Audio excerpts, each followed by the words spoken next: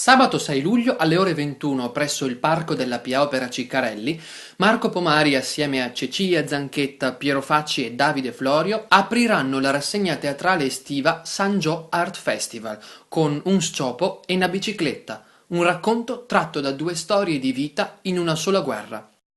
Un sciopo e una bicicletta è una narrazione teatrale dai toni leggeri, ricca di avventure, testimonianze e musica, che racconta i due fronti della guerra, quello a casa e quello in battaglia, durante la ritirata di Russia.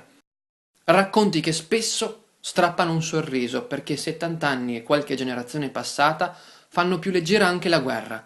Sorridere sì, ma senza mai abbandonare quella nota amara per tutto quello che è stato perso, e quel rispetto per chi resistendo ha perso la vita.